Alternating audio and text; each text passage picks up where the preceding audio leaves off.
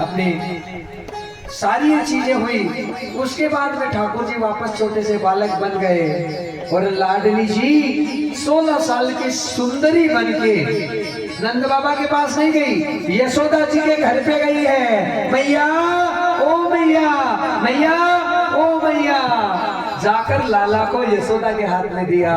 मैया ये तुम्हारा कन्हैया, हाँ मुझको मिला मैया, ले इसको। अब कहां से मिला क्या हुआ कुछ नहीं बताया और भाग गई। जैसे ही भागी यशोदा माता तो राधा जी के रूप पर मोहित हो गई। का इतना सुंदर स्वरूप, इतना सुंदर स्वरूप मैंने आज तक नहीं देखा। किशोरी जी तो वहां से अदृश्य हो गई। तो महाराज वो श्याम सुंदर जो बिना राधा के सांस भी नहीं ले सकता, वो श्याम सुंदर जो हर पल हर क्षण राधा जी को अपने घट पे रखता है, क्योंकि राधा के बिना भगवान है आधा। बोलो ना राधे राधे। ठाकुर जी कोई लीला नहीं कर सकता, केवल राधा जी को अपने घट घट में रखता है। और आज जितने ब्रजवासी हैं उनके अंतर पटल में प्रेम का भाव प्रकट हुआ। तो ठाकुर जी ने मन में सोचा कि अब मुझे रास लीला करनी चाहिए। रास लीला से पहले एक कथा और आती है भक्तजनों। नंद बाबा ने एकादशी का व्रत कर रखा था और रात को 2:30 बजे स्नान करने चले गए यमुना जी में। तो वरुण भगवान ने वरुण पास में बांध के बंदी बना लिया। क्यों बनाया? इसलिए बनाया कि सुबह 3:30 बजे के बाद में स्नान करना चाहिए। बोलो राधे राधे। उससे पहले राक्षसों का समय होता है। पर कोई महात्मा हो जाता है जिसने सारी ग्रंथियों को तोड़ दिया, उसके लिए कोई कानून नहीं है। बोलो राधे। हाँ, जो भगवान का हो गया उसके लिए कोई कानून नहीं लगता। वो नहाए धोए ना धोए ना नहाए, सब उसके लिए फ्री है महाराज। पर हम जो संसारी हैं उनके लिए चीज है कि महाराज हमें 3:30 बजे बाद में ही स्नान है वो करना चाहिए। तो महाराज यहाँ बड़ी सुंदर लीला हुई है भक्तजनों कि ठाकुर जी खुद गए और वरुण पास से नंद बाबा को छुड़ाकर लेकर आए हैं। अब तो रास भूमि में ठाकुर जी लीला करने वाले हैं। भगवान पीता रात्रि सरदोत फूल मल्लिका, विक्षेरन्तु मनश्चक्रे योग माया उपाश्रित। महाराज आज शरद पूर्णिमा की रात्रि है। बोलो ना राधे राधे। और शरद पूर्णिमा की रात्रि को ठाकुर जी हैं मधुवन में गए हैं और जाकर वहां पर भगवान ने बांसुरी को अपने अधरों पर लगाया और अधरों पर लगाकर आज भगवान वेणु की तान छेड़ने लगे।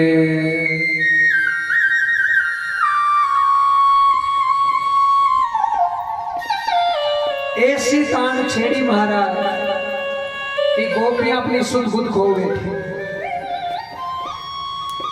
कोई क्या करते हुए कोई क्या करते हुए श्याम सुंदर की बांसुरी बजती है तो फिर नियंत्रण नहीं होता। तुम्हारा भी 12 बजते ही हालत खराब हो जाती है। चलो खता में, चलो खता में, चलो खता में। मतलब श्याम सुंदर की बांसुरी हिवड़े में कहीं ना कहीं बज रही है।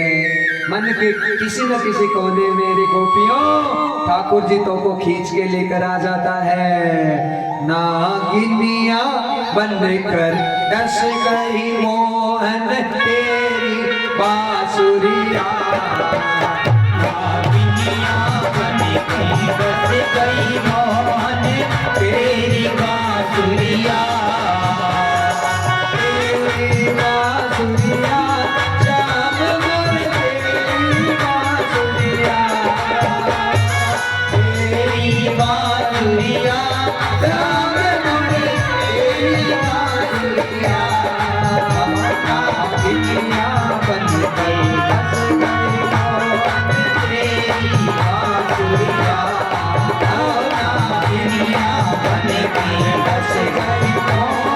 तेरी बांसुरिया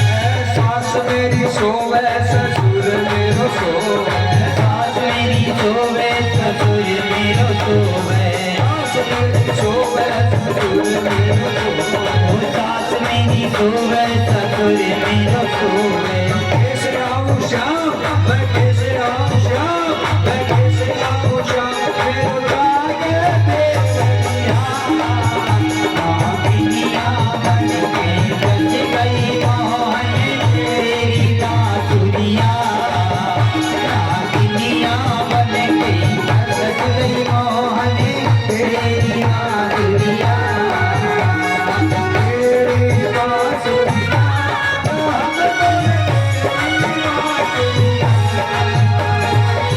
तेरी बांसुरिया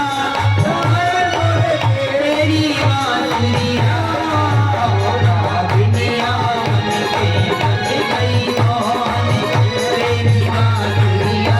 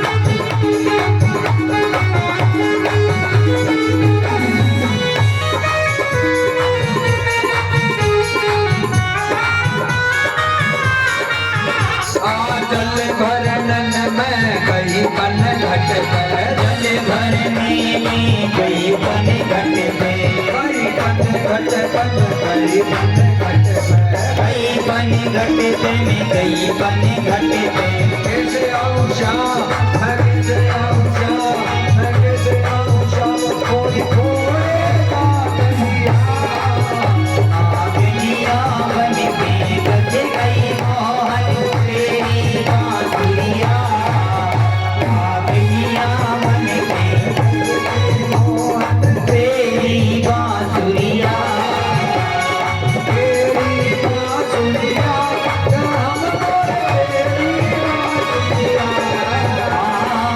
तेरी बांसुरिया श्याम तेरी बांसुरिया दुनिया बन के बज गई मोहन तेरी बांसुरिया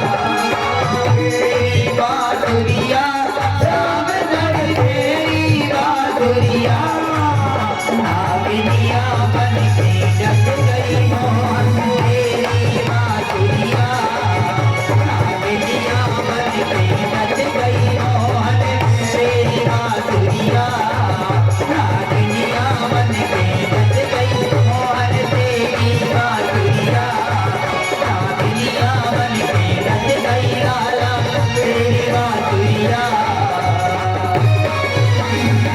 बोले भागवत भगवान की हरे राम।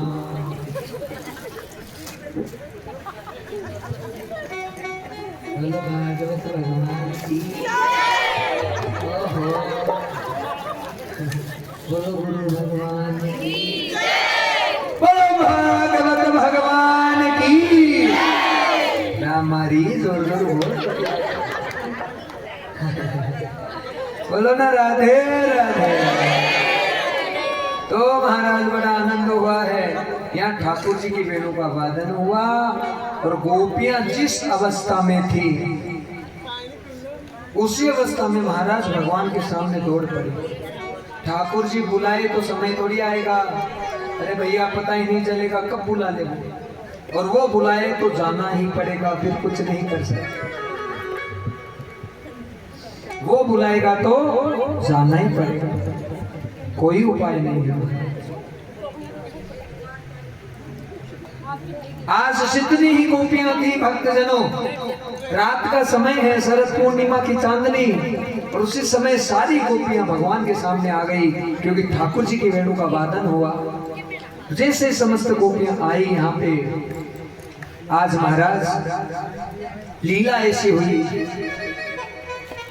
कि श्री ठाकुर जी कहने लगे क्यों आई हो, क्या कर लो बात, खुद इतना मीठा तरीका से वेणु बजा रहे हो, खुद बुला रहे हो, और बुलाने के बाद में कह रहे हो कि क्यों आई हो, किम ब्रूयात कारणम, क्यों आई हो। अब तो गोपियों का मुख नीचे हो गया और पैर के अंगूठे से धरती को कुरेदने लगे। काव इनको कहे तो क्या कहे, अरे संभ्रांत स्त्रियों को ऐसे घर से बाहर आना रात के समय शोभा नहीं देता। हाँ, क्या पति से लड़ाई होगी क्या, इसलिए आई हो क्या? हाँ, ये शरद पूर्णिमा की चांदनी देखने आई हो। गोपियां कहने लगी ना तो लड़ाई हुई और ना ये चांदनी तो हमने बहुत बार देख ली, ये भी देखने नहीं आई। पर श्याम सुंदर हम तुम्हें क्या बताएं, जब तुम्हारे श्री मुख से इस वेणु का वादन होता है तुम अपने आप को रोक ही नहीं पाती है। हाँ, हमारी स्थिति ऐसी हो जाती है कि अपने आप को संभाल नहीं पाती। भगवान तो कह रहे जाओ, वापस जाओ। जैसे ही कहा जाओ तो ठाकुर जी की बात तो सुन के गोपियों का मुख उतर गया हमारा, और हालत खराब हो गई। कब कैसे आई हमारा जी जानता है। और कई माताएं ऐसी है जो कटामे में बड़ी मुश्किल से आती है महाराज, बोलो रहते रहते पति देव को भी उल्लू बनाना पड़ता है। जापा बंदे का काम कईयों के लिए परेशानी रहती है। हाँ, काई करसी ते बाद चाय बना ले, ठीक कोई पी ले, मैं नहीं पाती। देखो यहाँ पर ठाकुर जी कह रहे जाओ, अब तो गोपियों की हालत खराब हो। अरे जाओ जाओ वापस आओ। अब तो गोपियां कहने लगी कि अपने प्रवचन सुनाते रहेंगे, हमको कुछ तो बोलना पड़ेगा। तो कहने लगी श्याम सुंदर जाने की बात तो कर रहे हो, पर एक बात ही सोचना कि हमें कह रही हो कि चले जाओ चले जाओ। अरे हम जाएंगे तो किसके पास जाएंगे बताओ। हमारा जो सर्वस्व है तुम्हें समर्पित है, और हमारा मन वो तो तुमने चुरा लिया। हमारा मन पहले से चुरा के बैठे हो, अब इस तन से कह रहे हो कि हम चले जाएं। तो भैया हाँ, कह रही है गोपियों के भाव है कि श्याम सुंदर की तन से हम जाएंगी तो बिना मन के हम कैसे चल सकते हैं, कैसे हमारा ध्यान रख सकती है।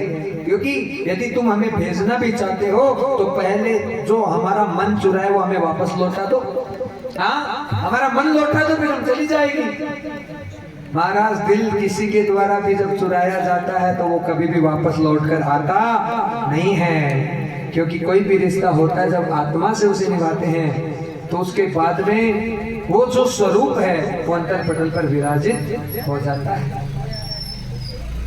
आज गोपियां कहने लगी सर्वस्व रूप से तुम्हें सब कुछ समर्पित है श्री कृष्ण, हे गोविंद तुम्हारे अलावा हमारा कोई नहीं है। और अनन्य प्रेम है गोपियों का, अनन्य, जिसकी कोई कल्पना नहीं कर सकते। महाराज केवल सारे दिन भजन करने से भगवान नहीं आते, वो भी कोई गारंटी नहीं है। तुम्हारा कैसा हिमड़ा है, किस भाव से तुम पुकारते हो, पर यदि हम सारे दिन भगवान से प्रेम करें ना तो महाराज एक झलक तो जरूर पता नहीं कहीं ना कहीं ठाकुर जी हमको दिखा दे, क्योंकि प्रेम का भाव मेरे परमात्मा के अलावा कोई नहीं समझता। हाँ, इसलिए प्रेम भाव से भगवान है वो बहुत जल्दी आ जाते हैं। भक्त जनो, गोपियां कहती है श्याम सुंदर रहती तो हम घर में हैं, लेकिन एक क्षण भी ऐसा नहीं जाता हमारे जीवन का उस समय तुम्हारी स्मृति नहीं रहेगी। हाँ, यही भगवत कृपा है। हाँ, आप जिनसे प्रेम करते हो, हाँ, यदि वो एक क्षण भी आपसे दूर नहीं हो रहे तो समझ जाओ आपको भगवत प्राप्ति हो चुकी है। बोलो राधे राधे। यदि भगवान विस्मृत नहीं हो रहे, एक क्षण के लिए भी आपके हृदय से भगवान का नाम नहीं ले रहे हो तो ही निकल रहा है, नहीं ले रहे हो तो ही निकल रहा है, तो समझ जाओ आपका कल्याण हो चुका है महाराज। हाँ, लेकिन जिसको पता चल जाएगा कि मेरा कल्याण हो गया, उसे कभी फिर बुरे आचरण नहीं करने चाहिए। बोलो राधे राधे। फिर वो एकदम संभ्रांत हो जाए, वो एक समाज का बहुत बड़ा शिक्षक बन जाए, वो एक समाज को बहुत आदर्श दिखाने की जो है उत्कंठा रखे और मन में एक ही भावना रखे कि जो कृपा किसी शरीर पर हुई है वो कृपा सबके ऊपर हो। बोलो राधे राधे। सबके अंदर भगवान की कृपा ऐसी अनन्य भाव से जागृत हो कि सबका कल्याण हो, सबके घर का मंगल हो, सबकी पीढ़ियां तरे। आज गोपियां तो कहने लगी हमारा मन लौटा दे, तब तो हम चल जाए, कहाँ जाएं। ठाकुर जी गोपियों की बात से बड़े प्रसन्न हो रहे हैं, क्योंकि गोपियों ने अपने सर्वस्व भावों को प्रकट कर दिया, और माताओं के पास तो सबसे बड़ा भाव रुदन करने का होता है। बोलो राधे राधे। अरे किसी गुरु जी के सामने भी यदि हमारी आंखों से 2 आंसू भी निकल जाते हैं ना तो महाराज उसी समय कृपा के द्वार खोल देता है। बोलो राधे। हाँ, रोने से, रुदन करने से, भगवान के सामने आंसू बहाने से महाराज परमात्मा तत्काल प्रसन्न हो जाते हैं। चाहे तुमने झूठे ही बहाए होंगे, लेकिन आंखों में से आंसू आ गए, ठाकुर जी देखते नहीं कभी। हाँ, पर फिर जिन गोपियों को छोड़कर भगवान चले गए थे तो वो तो पूरी जिंदगी रोती रही, पर वो शरीर में थी तब तक ही रोई महाराज। लेकिन उनका शरीर छूटने के बाद में साक्षात ठाकुर जी ने उन्हें अपने धाम पर ही बैठाया। बोलो राधे राधे। हाँ, क्योंकि भगवान ज्यादा समय किसी के साथ नहीं रह सकते, भगवान की मर्यादा है, भगवान को अपनी लीला करनी है। यदि ठाकुर जी एक जगह अटक जाए तो भगवान अपनी लीला करने में असमर्थ हो जाते हैं। इसलिए ठाकुर जी को सबको प्रसाद देना है। हाँ, है कि नहीं बताओ। यदि किसी शरीर में भगवान की जागृति हो जाती है, मान लो जो गद्दी पर बैठा है उसमें होगी, मान लो, मानने में क्या हो गई, तो अभी जो आयु है, अब जब तक जिएंगे तब तक एक ही उद्देश्य है, कथा कथा और कथा, और उन कथाओं के माध्यम से करोड़ों लोगों का कल्याण हो जाएगा, करोड़ों करोड़ों का महाराज। हाँ, करोड़ों लोगों का करण हो जाएगा भागवत की वाणी के द्वारा, राम कथा की वाणी के द्वारा, शिव कथा की वाणी के द्वारा, देवी कथा की वाणी के द्वारा, गणेश कथा की वाणी के द्वारा, श्याम कथा की वाणी के द्वारा। हाँ, सारी कथाएं गाते हैं और बिना कॉपी किताब के गाते हैं। बोलो राधे राधे। महाराज बड़ा ही आनंद हुआ। यहाँ पर सारी गोपियां अपने भावों को जैसे प्रकट करने लगी तो ठाकुर जी को पता चल गया कि गोपियों के सच्चे भाव हैं, और जैसे ही सच्चे भाव ठाकुर जी को नजर आए तो भगवान ने सोचा कि इनके साथ रास लीला करें। और आज रास मंडल की तैयारी हुई है भक्तजनों। रास की जैसे ही तैयारी होने लगी उसी समय कामदेव भगवान की परीक्षा लेने आया है। मूर्ख। हाँ, पर कामदेव तो खुद श्री कृष्ण का बेटा है, हाँ, प्रद्युम्न के रूप में। पर कामदेव देखेगा कि इतनी सारी स्त्रियां और भगवान अकेले हैं, क्या ठाकुर जी की कोई वासना प्रकट हो सकती है? बोलो ना राधे राधे। अरे नहीं हो सकती। भगवान केवल प्रेम के वशीभूत होकर अपना बलिदान कर देते हैं। बोलो राधे। केवल प्रेम के भाव के वशीभूत होकर ठाकुर जी अपना सर्वस्व लुटा देते हैं भक्तजनों। पर भला भगवान की कोई काम वासना थोड़ी हो सकती है। आज देखते देखते महाराज कामदेव ने बहुत सारे बाण ठाकुर जी के ऊपर छोड़े, लेकिन सारे बाण असफल हो गए। कामदेव ने घुटने टेक दिए और उसी समय रास लीला की तैयारी हुई। अकेले श्री कृष्ण और सारी गोपियों के साथ में भगवान रास करने लगे। और जैसे ही भक्तजनों रास होने लगा तो यहाँ पर बाबा सुखदेव बड़े महानता के साथ में लिखते हैं, ये 5 अध्याय है रास पंचाध्याय के, जो भागवत की जड़ है, भागवत के 5 प्राण हैं। हमने कल श्री हनुमान प्रसाद पोदार जी का नाम लिया था, जिन्होंने गीता प्रेस में श्रीमद् भागवत को लिखा।